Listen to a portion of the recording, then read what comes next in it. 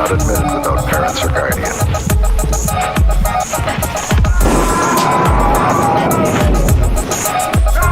Under 17 not admitted without parents or guardian.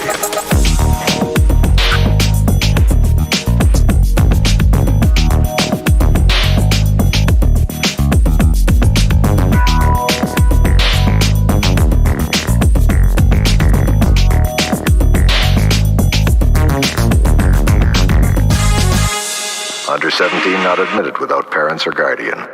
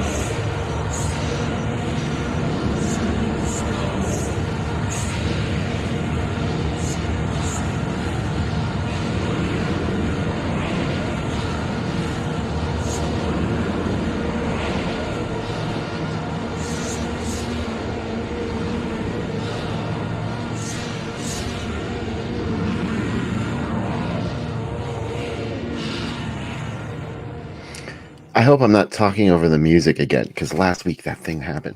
Anyway, welcome to the Drive-In Asylum double feature. I am Bill Van Ryn from fanzine Drive-In Asylum, and Sam Panico, my usual co-host, will be here on the second segment.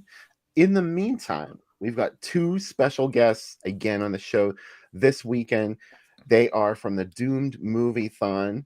Please welcome Richard Glenn Schmidt and Brad Hogue. Welcome, gentlemen. Hey, everybody. Thank you, sir. We are so glad that you guys agreed to do this show, because I look over your... I admit I hadn't really listened to the podcast until recently, maybe like in the last 6 months. I started picking up on it, and I looked back over it, and I'm like, these guys do all of our favorite movies. All of them. Well, we got your list, your psychic list, and we've been picking away at it for years. Mm-hmm. So why don't you tell us a little bit about Doomed Moviethon? And well, that's not actually the name of the podcast, is it? No, the podcast is called Hello, This is the Doomed Show, and it's sprung forth from Brad and I's brain. We were huge fans of a show called the Nashi Cast, and at some point we were like, hey, we should do a show too. The world wants to hear our opinions. But yeah, it's an offshoot of doomedmoviethon.com, which I started back in 2005. I thought every movie reviewer was wrong, and it was my time to shine. So I've been putting my garbage opinions out there in the world. And Brad wrote to me, and we have been friends ever since. And we have been doing the show since 2011. Yeah, our pals Jeffrey in New York and Simon in the UK joined. So we've got a quadrology of boys talking about movies. And yeah, that doesn't sound at all like what Sam and I thought when we started doing this stuff too. So, like, again, I think you were listening in on our conversations, or we were listening in on yours. So tonight's movies, you guys chose the first movie, or at least one of you guys did. Yeah, that was all me. Because we do a lot of like Euro horror, and we do a lot of slashers and giallo. And I was like, I thought of your criteria, which is, it has to be on YouTube. And the first movie that popped into my head that deserves to be more than just on YouTube was freaking Don't Go to Sleep. The spooky ooky 1982 made for TV movie that there's a scene in it that scared the bejesus out of me as a kid, and Brad was game, so we're gonna do this. Can I ask you what scene it is, or is it a spoiler? It's not a spoiler. I'll just say a certain pizza cutter. Oh, yes. Very, very distinct moment in the movie. I think it was taken from Shock, Mario Bava, flying box cutter. Right. That's right. Yep. Good old Lamb Bava. I can see the similarities anyway. I hadn't actually made the connection, so that's pretty brilliant. I just love seeing these little landmarks in other movies from things that have been passed down. It happens to Mario Bava all the time. It's the first two Friday the 13th movies have a lot of visual references to Twitch of the Death Nerve, and a couple of outright shot-for-shot murders that they just totally copied. But remember, they never saw it. They don't know about that. No. That's like there's a movie that is very, very similar to Blood and Black Lace. Mario Bava's beautiful fashion model slashing movie. There's a Swedish film whose name Mannequin in Red. Yeah. I think Brad, you've seen that trilogy? Is it a trilogy? Yes, sir. Mm-hmm. Yeah. Wow. A different color in each one. Yeah, and the Mannequin in Red, I don't know how Mario Bava never saw it. It is the bright colors, it's the fashion house, it's the murders. It's so weirdly similar, and it was a good 5 years or 3 years before, I forget, but it's like there's something in the water, and or Mario Bava was like, "What? I never saw that. How dare you?" I've never heard anything about Mannequin in Red. This is so fascinating to me. This was an entire trilogy of films. Mm-hmm. Yeah, there were different colors for each film: red, blue, and I don't remember the other one. But Mannequin in Red, like he says, I think it's 58. Yeah, I don't know. But yeah, it's pretty close to Blood and Black Lace. And it's definitely kookier. It has comic relief characters in it that, I mean, they worked for me, but I might be broken. So. Anyone that knows me knows that they had me at Mannequin. They could have stopped right there, but right. to go on and make it something that's like Blood and Black Lace, that's it is amazing. It is absolutely worth seeking out. And if you have any trouble finding it, I know a guy who knows a guy who can send it to you. I will ask you about that guy.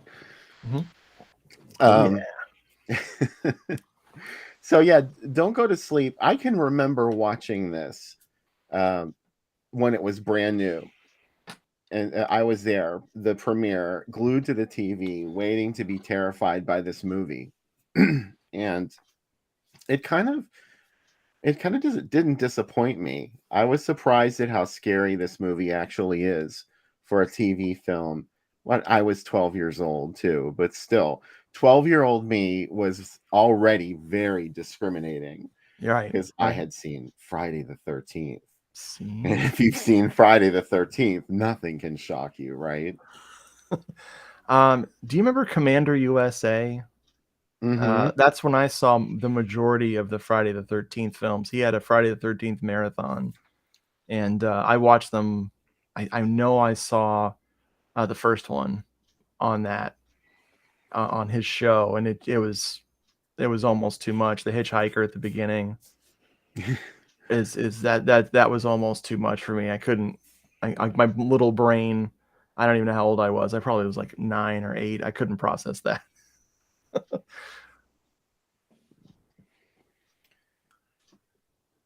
So, Brad.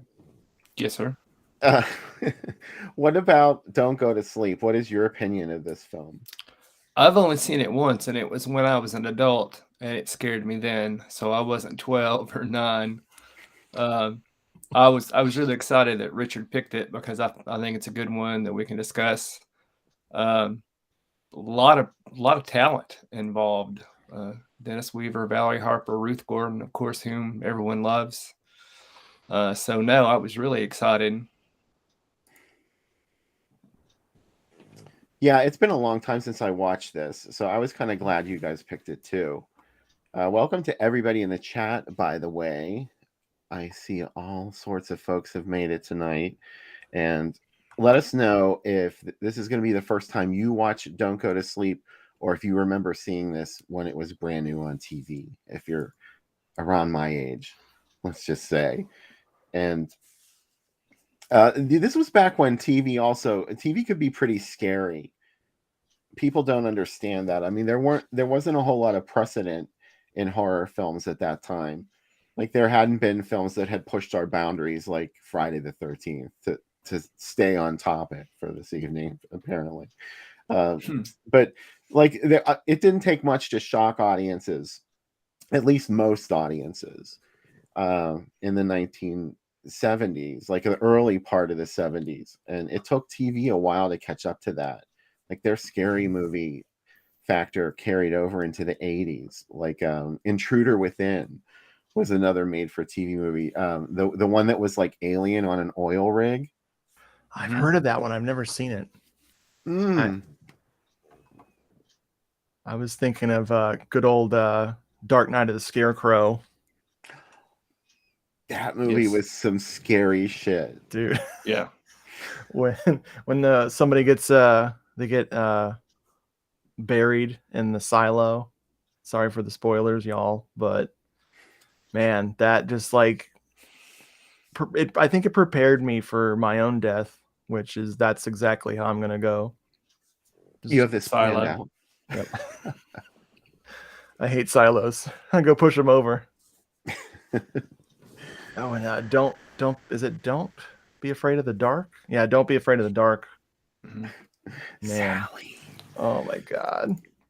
Well, what's the one with Robert Culp and they're in Antarctica? That one got me, and I was grown. I don't know that. We did that. We did that on the show. A Cold Night's Death. A Cold Night's Death, yes, sir. Yeah, that movie was a real total mind fuck because it's almost like a stage play. There's only 2 or 3 characters in it, and the way that if you don't see the twist coming, it's even better. But it's kind of easy to catch on. Mm-hmm. Wow, I need to see that. I have never even heard of that one. It's on YouTube, I'm pretty sure. Yay! Oh yeah, it has to be on YouTube for us to do it on the show. Oh, or Tubi, certainly. just someplace where you can stream it for free. Yeah. We want to encourage as many people as possible to actually watch the movie at the same time so we can have that group viewing experience. We did the Midnight Hour from '85 on the podcast for a Halloween episode. I God, it was a couple of years ago now. It Yeah. was last year. I forget, but yeah, Midnight Hour. It tries to be goofy, and it tries to be scary, and it tries to be artsy, all in the same freaking hour and a half, and it all works. What's his name? I always think of him as Clarence Boddicker from RoboCop. Red from That 70s Red. Show. Yeah, he's a cop in it, and Dom DeLuise's kid is in it as one of the main guys. Peter. Yeah, Peter DeLuise, and it's such a great movie. That's another one that's on YouTube. The DVD is out of print. It had one moment in the middle of it that was legitimately super atmospheric and a little bit on the creepy side. You know what I'm talking about? We recorded that. Excellent use of the Smiths in a frickin' made-for-TV movie. Outstanding. Which I think is why, because Image DVD put it out a while back, and then as soon as those copies were sold, that movie just froze in time. And I think it's all the songs. The movie's loaded with songs that the TV station could afford.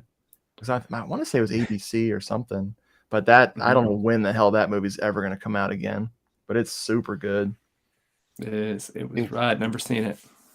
What a nightmare the licensing would be for that today.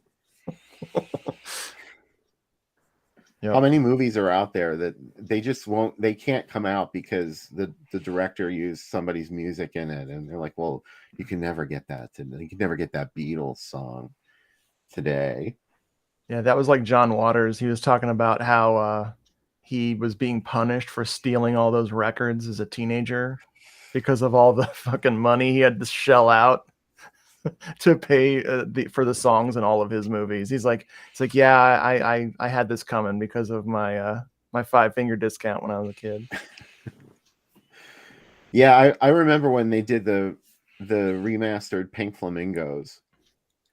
I guess in the mid 90s, that was, and I noticed that he replaced one of the songs on the soundtrack entirely, because in the original version of Pink Flamingos, there's this brief snippet of Divine's birthday party, and you hear 16 candles. Oh no. And he did not pay for 16 candles. He changed it to happy, happy birthday, baby. I'm surprised he didn't have YouTube do one of their fill-in musics that they do, like the generic music that YouTube offers you. Because like we have episodes. I tried to put all the episodes of the show on YouTube, and so many of them were getting pulled. And now I think they wouldn't get pulled. They would just get whoever owns the rights to that song would get credit. But I had to take so much shit down. It was crazy. Interesting question, Lee. I never really think very much about made-for-TV European films. I know in Italy they did because of Fulci and our love on good old Hello, This is the Doom Show, which is Lamberto Bava. We call him Lam Bava, as we love his freaking crazy movies. They made, I'm sorry, Umberto Lenzi as well. They made movies for television over there. Sweet House of Horrors. Sweet House of Horrors. Thriller. Yeah. House of... God, there's so many House movies. What was that one called? Lost Souls. Yeah, House of Lost Souls. Thank you. That's another one that they did, and the Fulci ones got pulled because it was too violent. Big shocker there. These kids, I'm so surprised. Their parents' brains get smashed out in the freaking first 5 minutes. You can't show eye violence on TV? What? And yeah, Argento did that TV series, a short-lived TV series, a couple of them, I think. The one is available on DVD from Maya, or it might just be someone else put it out. I'm trying to think of what it's called. Let me look at my shelves. Door into Darkness. Look at that. I look at my shelves and Brad sees through my eyes. That's how long we've been friends. Yes, Door into Darkness. It was Maya that put that out, wasn't it? Yes, good old Maya Communications. The just a bootleg. The shadier side of the shadier side of Shameless. When Shameless folded, their DVD company folded. I think Maya was an offshoot of that, and they're like, well, we still got stuff to release. Let's just do it gray market style and not claim anything and just put it out there. And they did.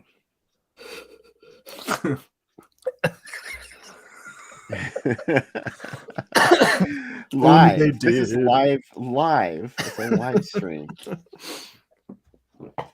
So someone reminded me that Wax Mask is a made-for-TV movie, and that was pretty violent.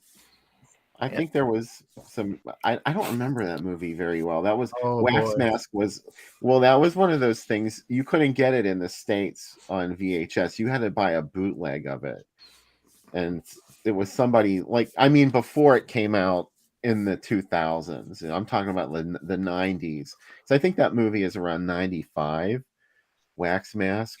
I could be wrong, but I had to get it on a bootleg, and it seemed like it was pretty explicit. I'm trying to remember. I mean, I know the ending. If it's the wax mask that Fulci was supposed to do, yeah, but he passed away. The ending I remember very distinctly. It's totally bonkers. Yeah. Okay. See, I'm not misremembering that. Yeah. That's a weird one. I think that just that got restored pretty recently by somebody, right? I forget. Yeah. Somebody just put it out. It's hard to keep track, man. I don't know how my friends they post their stacks in our group. They'll post their stacks, and I'm like, I know I talk about this all the time, but I do want to stay married. I have a finite amount of space. If I start stacking movies on the floor, I'm out of here. I mean, she spoils me to death. Don't worry about that. But I just can't. I can't literally bury us alive with films.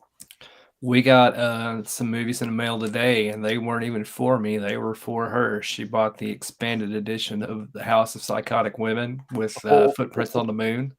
Nice. And she got a scarf and a sleep mask, and she modeled all of them. And it was a lot of fun. A giant book. It's great that she bought something. She bought something so awesome that you can share too. Yeah. Oh yes, yeah, we're big on that. She you can ask Richard. She is into what we're into. Yep. That's cool. When my wife starts quoting frickin' Italian horror dialogue back at me, I know I've poisoned her life, and that it really is the what is it? I almost said Hodgkin's disease, but what I was gonna say was Stockholm syndrome. I don't know why. I'm just giving people Hodgkin's disease. The Stendhal syndrome. Yes. Dude. Brad I had hadn't it. heard about, but you had the Stendhal syndrome. When Brad was in town, right before the stupid ass hurricane came through Florida, Brad and I went to with our wives, our lovely wives. We went to the Salvador Dali Museum, and I asked Brad and Leetta and Elizabeth about 900 times, "Do you have the Stendhal syndrome now? Do you feel that? Do you feel the Stendhal syndrome?" And what happened as a result of having the Stendhal syndrome? We went out and ate some Greek. We had some Greek food afterwards. Yeah. We accidentally gave me Hodgkin's. We accidentally went to the best Greek place in the whole Bay Area. We picked the wrong restaurant by happy accident, and we're sitting there looking at the menus. My wife's looking at her phone. She's like, "Oh wait, look, it's the best place in town." And we're like, "All right, here we go." It ended up being incredible meal. We gorged ourselves. Yes, we did. As it should be. Yep. So, Sam's not on the first segment, but he did make this video for us to watch where he does our first cocktail of the evening. So, ladies and gentlemen, Sam Panico. Who's ready for a drink? Elvis is ready for a drink. Hey guys, while you're getting ready to watch Don't Go to Sleep and I'm out wrestling, here's a drink This is called Little Ghost, which is a ghost movie, so, and I'm probably spoiling the ending if you haven't seen it. Anyway, real simple. We're going to start with 2 ounces of Malibu. And then we're going to add 1 ounce of vanilla vodka. It's like a concoction here. 2 ounces of coconut cream. This is going to pour real nice and slow in. Looks like candy. It does look at Ooh. Looks like something else, too. If I said it, I would have gotten in trouble. It smells like a swimming pool. Hey. And then we're going to do 1 ounce of half and half. And now we're going to shake it up. And we're not going to get it all over the place. Right? No, you're being supervised.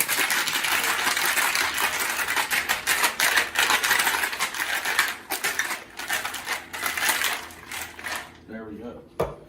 Now, here's the important part of this drink. You're going to pour it in the glass first.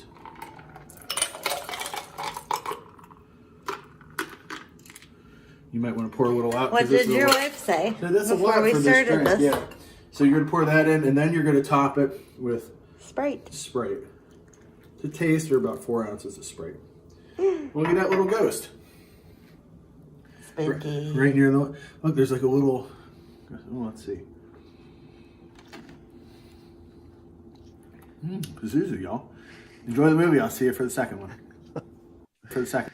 All right, Sam, Pazuzu. I don't drink, but I kind of want to now. I just gave a video of a person a thumbs up, like he could see me. Yeah. But no, if I had that cocktail, I'd go to sleep. I'd be doing the opposite of what the movie title is. I would go immediately to bed after that. That's incredible. Well, so don't go to sleep. Let's talk some more about this before we get into the film. Oh, by the way, I don't really have any ads to show for this because it was a made-for-TV movie. But while we're talking about it, I'll look for. There were like a couple clippings I found. I'm gonna plug someone else's book because I'm yeah, I'm a sailor of the seas of book reading. I got Are You Alone in the House by good old Amanda Reyes. Yeah, this is a fantastic guide to just made for TV. Not necessarily just horror. It's like the horror is represented, but yeah, this is a fine book. I highly recommend it. And there are reviews for both Don't Go to Sleep and Bad Ronald, which I'm going to read after watching. All my talking points will be there. Yeah. Well, I don't want to get into too much about Bad Ronald because I know I'm going to run my mouth about it on the second segment. All right. Yeah. So there are some interesting people in Don't Go to Sleep, including Valerie Harper. So I mean, I'm not sure where you guys were in the era of TV. Like, was Valerie Harper a big deal to you? Yeah, Valerie's family, the Hogue family. Yeah, for okay. me, she was on for one season before she left, and they replaced her with Sandy Duncan. But yeah, no, I liked her. My parents, we were too busy watching like the Jeffersons, and we were missing out on all kinds of good stuff. Like Progressive. I never saw Mary Tyler Moore. I never saw Rhoda. I'd heard of that stuff. WKRP in Cincinnati got a lot of play in my house. So much so that when my mom and I were visiting someone in the hospital, we saw Lonnie Anderson getting on an elevator and we freaked out completely and froze. Oh, wow. She's like, "Did you see who that was?" And I'm like, "Did you see who that was? Oh my God." And then we remembered that, oh wait, we're in Jupiter, Florida. So of course there's going to be Burt Reynolds people all over the place. Burton Leon Reynolds Jr. I would faint if I saw Lonnie Anderson in person. I think I would. Oh my God. And she looked exactly like she did in the show. Like she did. It was 93, 92. I think it was 93. But yeah, she just looked like she just stepped off the set. She just looked like that all the time, I think. Here's something that I'm sure one of us is bound to have an opinion on. Halloween Ends. Do we want to talk about that? I know, Brad, earlier this week, you saw Halloween on the big screen for I the did. first time. Everybody's gonna hate it, but I didn't. It's gonna be wildly divisive. I believe that it does actually close the door on that era. I think the next thing they'll do is a hard reboot, but I enjoyed it. Like Richard and I, there's so many people on Facebook and whatnot that watch movies and want to dislike them, and we're just not that way, either one of us. So if there's something to like about it, I will, and I enjoyed it. It's not going to be for everybody. About 20 minutes in, I leaned over to my wife and I said, "Ooh, people are going to hate this," but I liked it. But that's not any kind of recommendation, I know. Monday is I'm gonna take my wife to see it Monday. I'm a slow guy when You're it comes gonna to hate it. Oh yeah, I'm gonna hate it. I'm gonna text you and be like, "How dare you not stop me from sir. seeing this?" No, I'm way forgiving. Like I'll champion stuff, and people are like, "You know what? I'll give that another watch," and then they don't talk to me anymore. You don't see them, hear Like- from them. Like Sweet House of Horrors. I'm like, but dude, or you know what? Demons 2, Demons 3, the Ogre. Oh, yeah. Directed by Lambaba. Like, I That's defend that bold. movie. It's terrible, but then when you watch it that second time and you get into that vibe, that Euro horror vibe, and then you realize it's a secret parody of House by the Cemetery.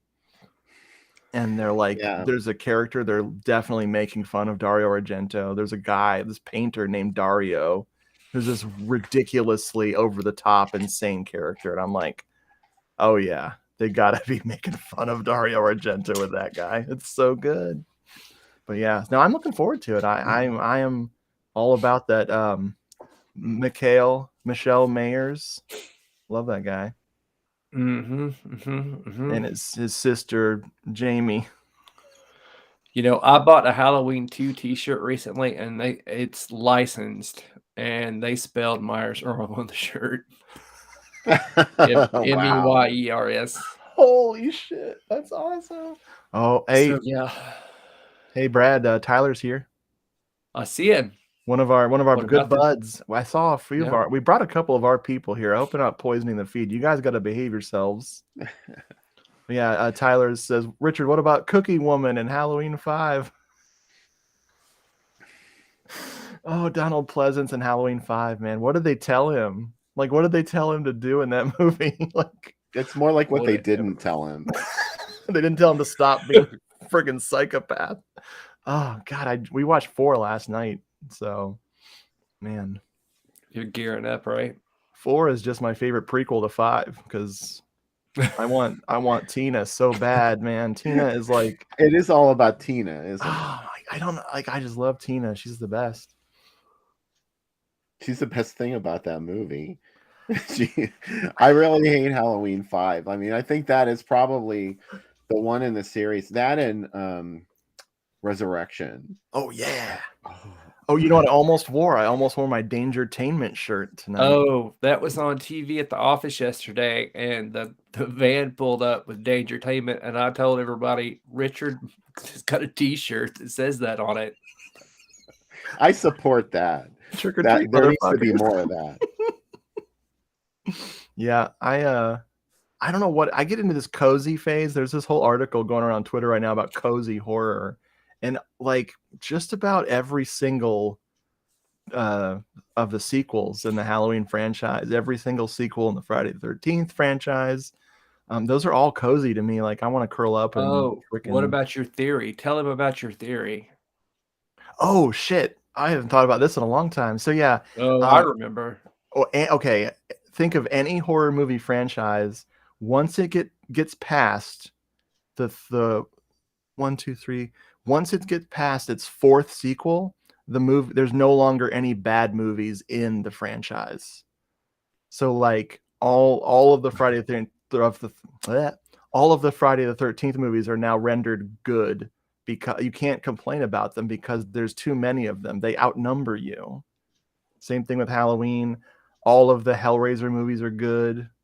And there's you get double action from frickin' Texas Chainsaw Massacre, there's a prequel to a remake that renders the whole franchise gold. Golden. That's pretty mind-blowing when you think about it. I'm not saying that I support this theory, Richard, but You shouldn't.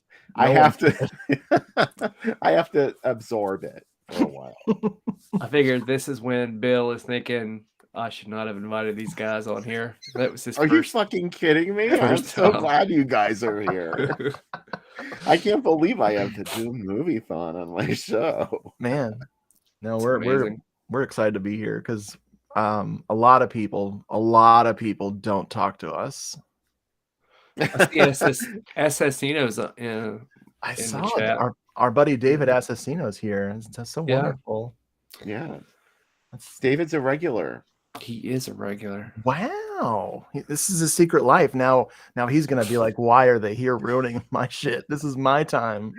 I messaged him and I said, aren't you Driving Asylum regular? And he's like, yes, I am. And then we talked for a while. Wow. About Scottish post-punk and movies. And Right on. So maybe you noticed I have this ad up for Don't Go to Sleep. Here, we'll give it the floor.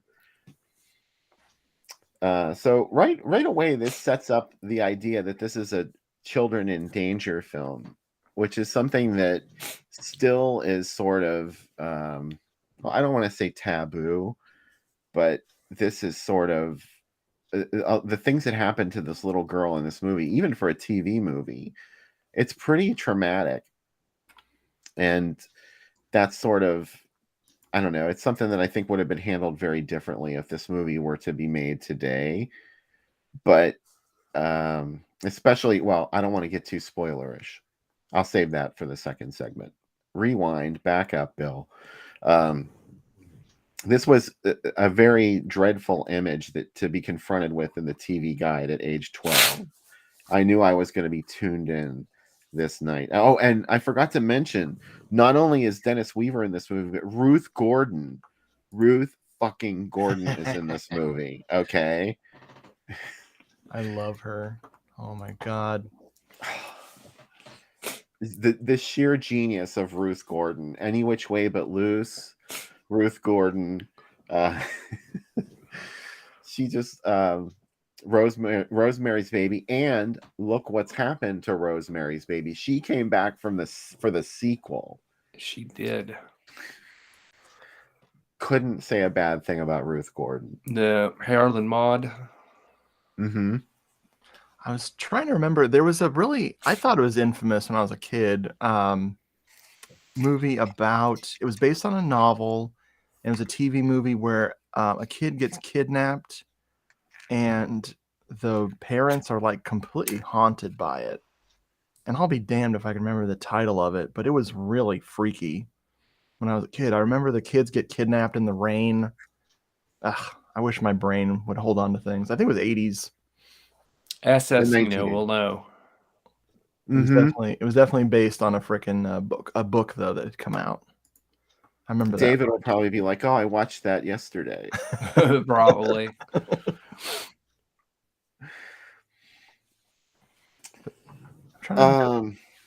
So Halloween's on the way. We're about halfway there. And once a year out comes the Haunt fanzine. This is my current issue of Haunt. There we go.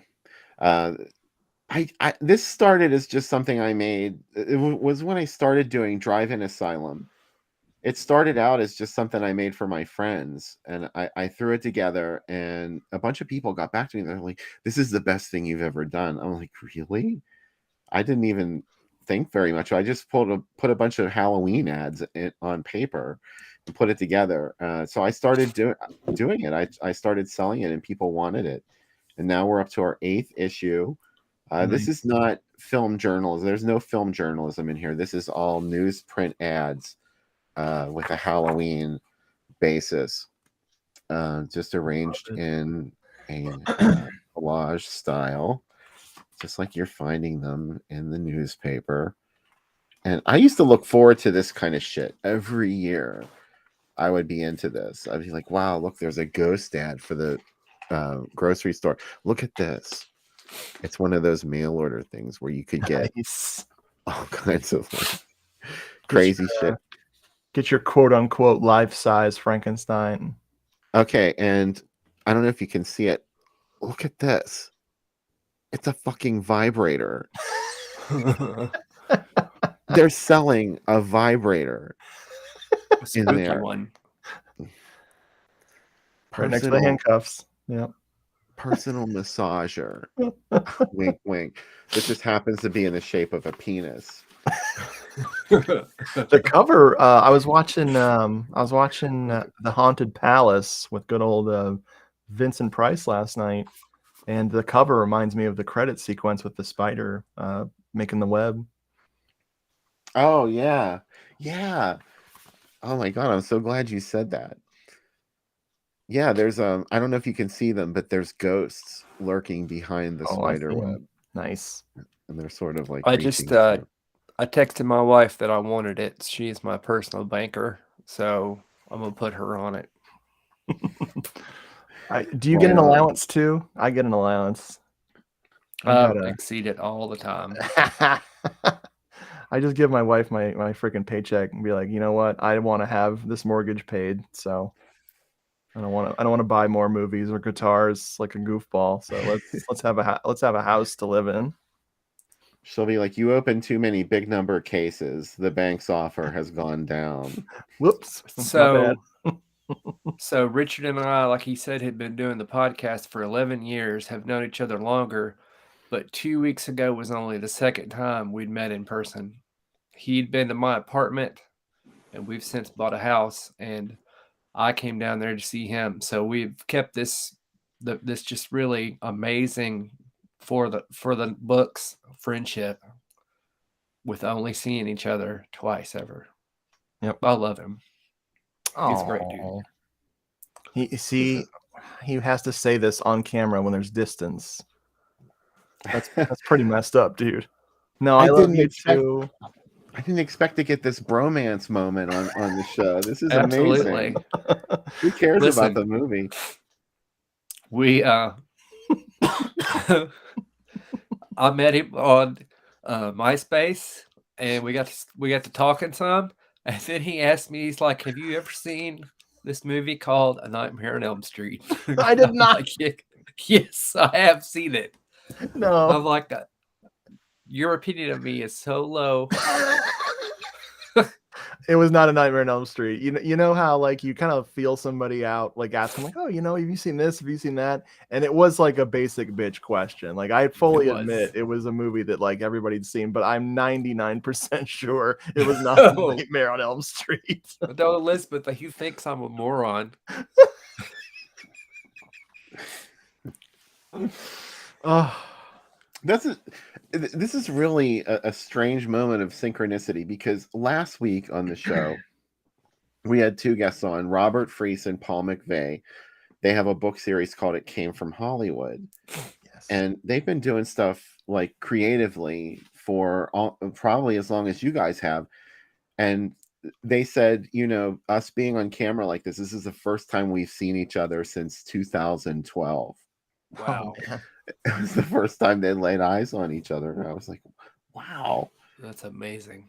And here we have another similar story. This is Yeah. amazing. The only difference is that people have heard of their shit. Like, yeah, nobody's heard of us. I heard of you. We did what Richard termed a doomed discussy-thon, where we both watched The Curse of the Headless Horseman and then just wrote emails back and forth to each other, and then he just put it on the internet. I was love Curse awesome. of the Headless Horseman. What a movie. What a madcap adventure for your brain that movie is. I love it. Mm-hmm. We should come back. We should revisit that for the podcast. That'd be fun. We should. Our hippie tolerance is much higher now, so we should be fine. Yeah, I think so. I think we could do it. Curse of the Headless Horseman. That is like my zone right there. Ultra low budget, regional, ghost story, whatever, freak out moments. Yes. That's all me. It was something. It was something else. It was fun. What was the companion? I'm at a loss now. There was another movie that ran with it. It was Curse of the Headless Horseman and another movie, and I'm picking my brain to figure out what it was. Again, David will probably know what it was. Was it Carnival of Blood? Yes. It was Carnival of Blood. Thank you. I just used the Google machine. I kept wanting to say Malatesta's Carnival of Blood, but it's not. That's not the same movie. I'm ashamed to admit I've still never seen Malatesta. I wish I could haven't. be like you and had never seen it and watch it for the first time again, because it's gonna blow your mind. All right, I'll take it. Did you guys like Us? Jordan Peele's Us? Yeah, I did. Oh yeah. Out of the three, between that and Get Out and Nope, that's my favorite of the three. Get Out was Get Out, I think, is the second. Nope gave me a literal panic attack. I really, Nope upset me on a level that I didn't know existed. I did enjoy it, but man, it fucked me up. Well, Us has like several themes that are similar to Malatesta's Carnival of Blood. Okay. Really? Interesting. There's this like sort of mind-blowing thing that happens in it, and you're like, oh my god, that's going on at this carnival. So it's kind of like the Us thing, you know, where she goes down into the fun house, and well, Right. I wouldn't spoil anything about a movie as recent as Us. Sam and I always laugh because we worry about saying spoilers on the air for movies that are like 40 years old and everybody's seen. Right. So yeah, I was worried about people, getting spoiled on Dark Knight of the Scarecrow. So, that brand new I was film. going to say that, yeah. That brand new. That stuff that just came out. It's not like we told you all the secrets of Halloween Ends. Yeah. That's true. I don't want them. True. I'm assuming there's a knife of some Brad, kind. Yes. Please tell me what seeing Halloween on the big screen for the first time was like for you.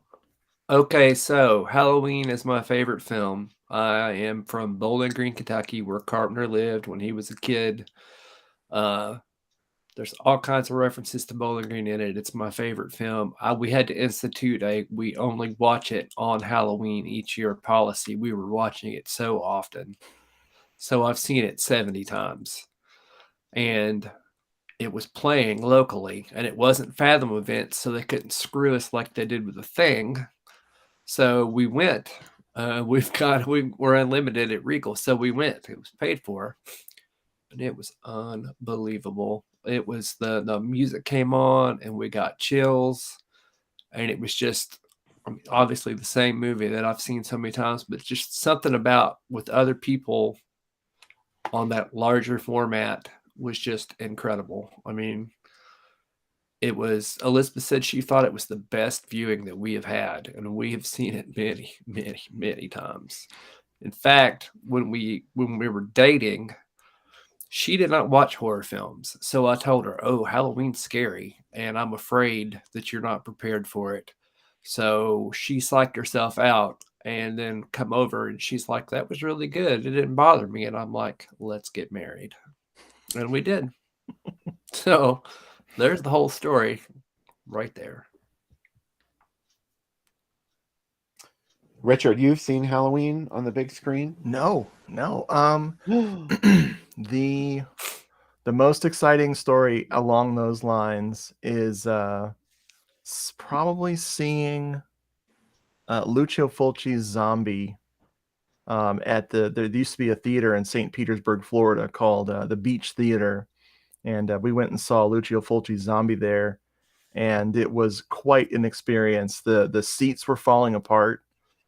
Lieta was struggling with her armrests, and I tried to help her, and I ripped it out of its. It was like literally like just touched it and pulled, and the whole armrest came out in my hands.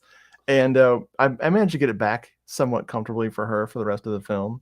But even though the dude working the I'm going to call it a projector, like a film, also actually film projector. It was a real projector, but it was the Blu-ray, because he couldn't get it to play from the beginning of the movie, because I guess he did a test to make sure that the thing would work, and the Blu-ray kept remembering the chapter stop where he had stopped it at, and so it kept starting right when the Dr. Maynard shoots the zombie, and it's like, "Get the boat ready, brother," or whatever he says. And so we had to watch the movie not from the very beginning, but right when the credits started rolling. And there was a drunk guy who was like screaming and like hollering and clapping at the eyeball scene, and he turned around and was like, "Hey everybody, it's crazy, right?" And we all shunned him for getting loud during the movie, even though he was perfectly within his rights to cheer at the eyeball scene. And the seats were terrible. It was a nightmare, but man, seeing Lucio Fulci's Zombie on the big screen was worth everything. It was just, even though I knew it wasn't a film print, it was a stupid ass Blu-ray.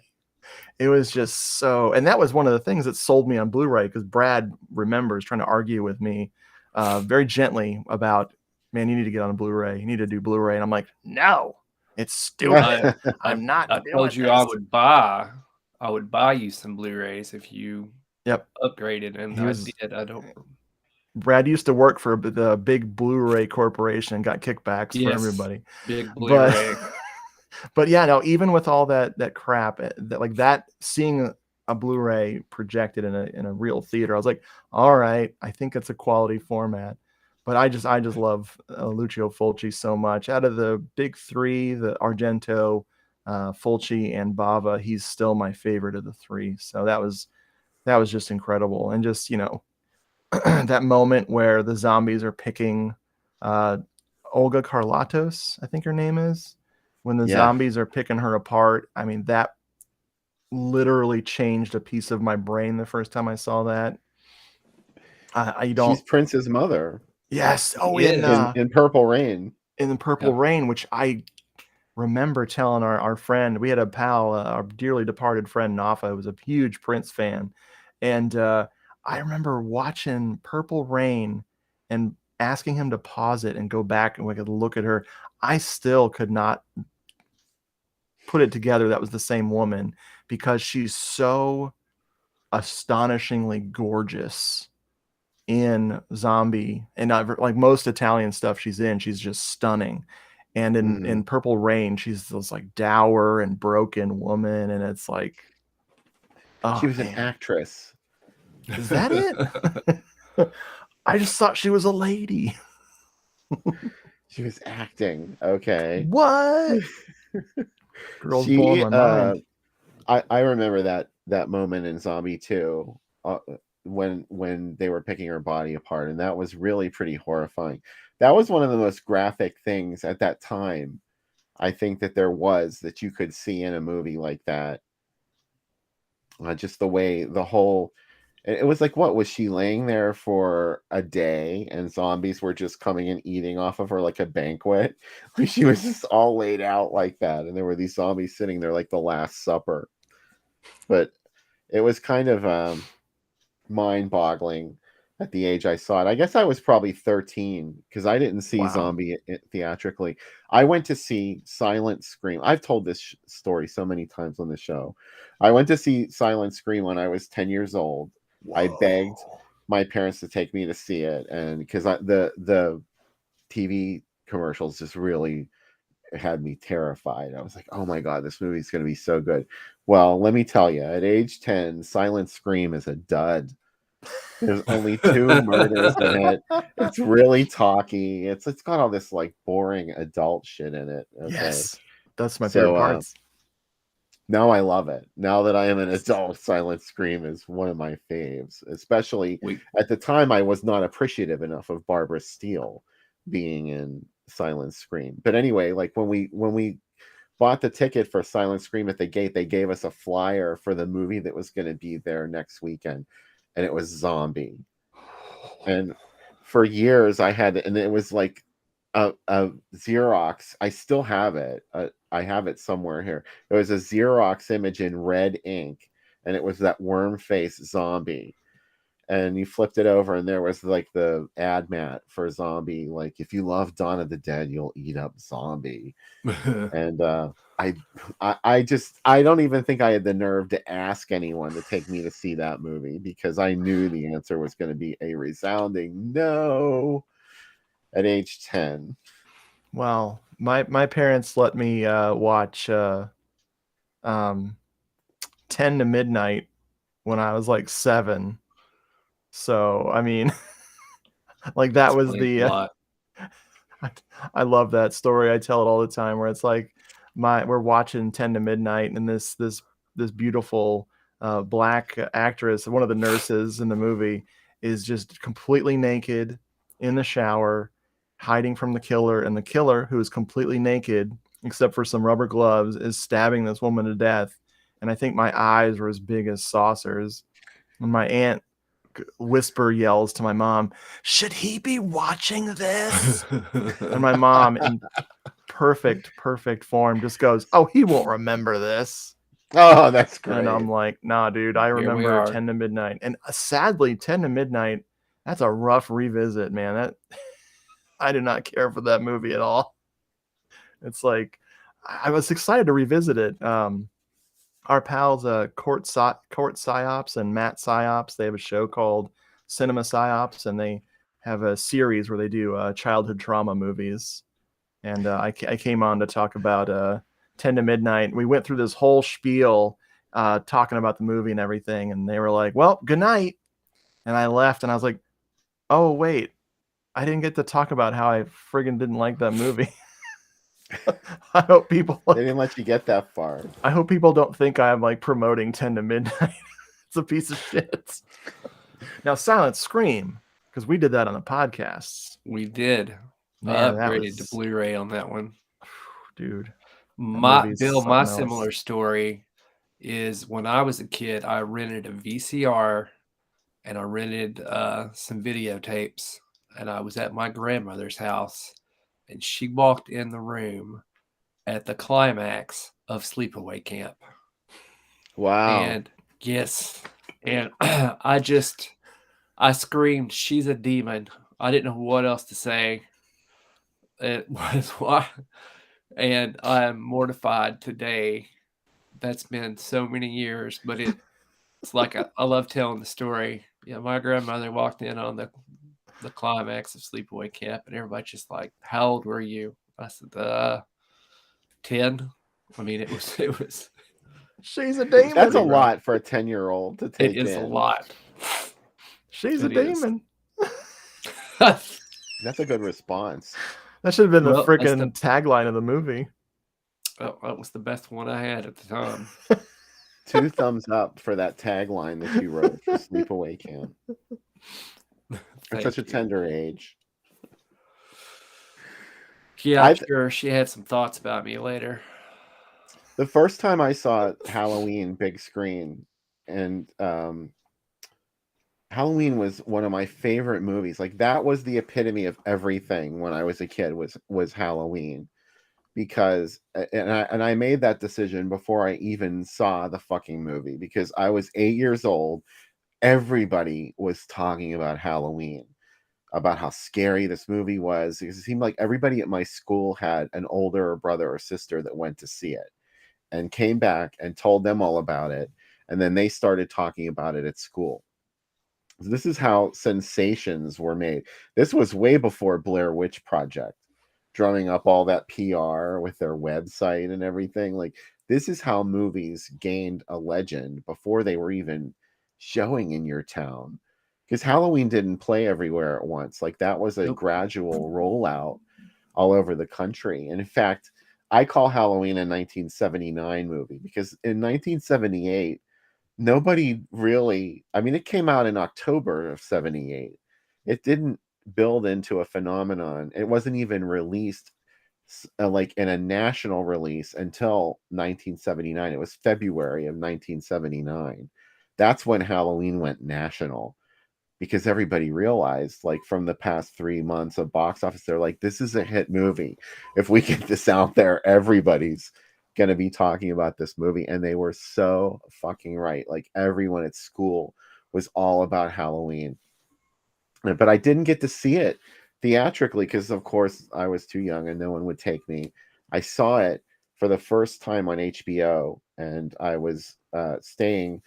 I was at my dad's house that weekend because my dad let me watch anything on HBO. My mom wouldn't let me watch that stuff at home, but I'd go to my dad's on the weekend. He didn't give a shit what we watched on HBO. And they weren't even home. They left us with 2 teenage babysitters, and we watched Halloween. Nice. Wow. It was amazing, but it was on like a TV, you know, and that's how I grew up watching this movie.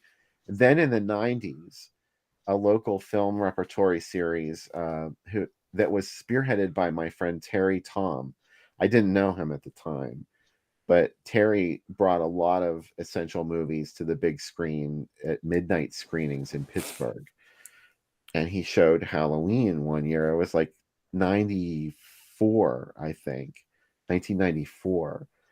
And I went on a Friday night. It was showing Friday and Saturday night at midnight at a local theater. And I went on Friday night, and I just could not believe it. It was like seeing the movie for the first time. It was a religious experience for me because this was a movie that was in my DNA. I already knew all the lines in and out and all the shots in the movie, or I thought I did. But I didn't realize that it was so like cramped and cropped, and it just really destroyed the beautiful composition in Halloween. So that changed a lot for me when I realized that. I think that was the moment when I realized it mattered whether you saw a movie on the big screen or not, was just rediscovering Halloween. Fantastic. Hey, the black bars at the top and the bottom of your screen are normal. My dad hates the black bars, and I think he knows better now. Really? But he still argues with me, and of course, that's the way the filmmakers intended for you to see it. And he's like, but you're wasting TV space. I'm like, no, you're not. You need to buy your dad a bigger TV. I guess so, yeah. Oh, but the Guess bars so. will still be there. You got to get him a 2.351 TV and a Yes. 1.781 TV. And sometimes he'll need a little tiny 4x3. He can't have those bars. It's a lot of TVs. The word of mouth thing worked in reverse for me. I had this kid. There was this kid in my high school that everyone picked on, or it was middle school. Everybody picked on this kid because he had a stuttering problem, and I was the one who's like, "Nah, this kid's cool. You guys leave him alone." Mm-hmm. So I would talk to him. And one day I distinctly remember he wore a t-shirt to school that got him in trouble. It was this zombie's head exploding on the t-shirt, full color, just beautiful. And I was like, what is that shirt? He's like, this is from a little movie called Dawn of the Dead. Have you seen it? And I was like, no, what is it about? And he launches into this whole spiel about Dawn of the Dead. And the short version is that zombie whose head was exploding, that was the king of the zombies.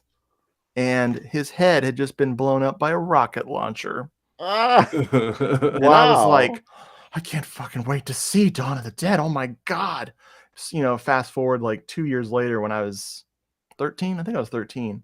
And I finally rented Dawn of the Dead. And boy, howdy, was I surprised when that frickin' rocket launcher goes off and blows up that zombie's head. Oh, wait, no, it's when they raid the apartment and the dude shoots the guy's head off. Mm-hmm. And I realized that in order to compensate for being picked on, he was just a damn liar. But I mean, bless him for firing up my imagination. I mean, that was great. Yeah, he had the right idea. I'm just guessing he just bought the shirt and then never saw it. Or But he he made a took it from friend. his older brother. Yeah. Dawn I'm was still another, friends with him to this day. Dawn was another big urban legend sort of movie. in my school because, of course, it was made. That was local for us. Yeah. Yeah. Like the Monroeville Mall was the mall that we all had been to. Our parents had all taken us to Monroeville Mall, and it was already a magical place for us. And then all of a sudden, there's this movie that they made there, and it's about zombies and the end of the world, and people are actually living in Monroeville Mall. And I was like, oh my God, I would love to live in Monroeville Mall. Because that, you have to understand, like as a kid being taken there, that was like going to an amusement park because they had all this shit in there. Like all that stuff you see in the movie, that they didn't make any of that stuff. That was real. That was all there. That weird clock with the animated birds and shit inside of it. Like I lived for that clock. Every time we went there, I had to go look at that thing, and it never worked. All those things were broken, and it broke my heart because those things never moved. And I think they only plugged it in for the movie. I just remember after watching Dawn of the Dead, never being able to not think about how I would barricade whatever room I was in at the time against zombie invasion. I've got Robin, tickets. Go ahead. oh, go ahead. Taylor. Oh, I've got tickets to see it in real 3D later this month. I think on the 28th. Sweet. So I missed that chance to do that in Pittsburgh, and I could just kick myself. I think I had to work when they were showing it in 3D here, and they haven't done it again. So I hope I get to see that. Yeah, I'm very excited. I'm kind of lame, and I don't go many places, so that too. Balderdash. Yeah, I don't like going out. Yuck. I went to Florida the other day. And we chased you out of here with a big ass storm. Like, get back to your freaking home, mister. Didn't turn out like we planned, no. As Robin mentioned, we should probably get to watching the actual first feature at some point. Oh my God, don't go to sleep. That's right. Okay. Remember? Rewind. Backtrack. Don't Go to Sleep. 1982. Made for TV. Ghost story. I'm not spoiling anything by telling you that. Okay, maybe I am, but not really. It's a sort of, would you call this movie a made for TV slasher? I mean, it's got some slasher elements for sure. Or some slicing elements specifically. You know that slicing action. Pizza cutter. The things you'll see done with ordinary household objects in this movie, like a pizza cutter, a hair dryer, a radio. There's all kinds of common items that are going to be used with deadly intent in tonight's first feature, Don't Go to Sleep. I dropped the link into chat, so if you want to, I don't think it's a hyperlink, I'm sorry, but if you go on YouTube and just enter Don't Go to Sleep, you'll find it, or just highlight that text, copy, and paste into your browser. And my guests for the first segment are Richard Glenn Schmidt and Brad Hogue from the Doomed Moviethon. You guys are both going to be back for the second segment, right? Yes, we're gonna come back and talk about Don't Go to Slap. Yep. All right. That's what I want to hear, because I know Sam is dying to talk to you guys, and he had to wrestle tonight, so he had to miss the first segment. So make sure all of you in the chat come back on the second segment. The Doomed Moviethon guys will be hanging out with us, and Sam will be back.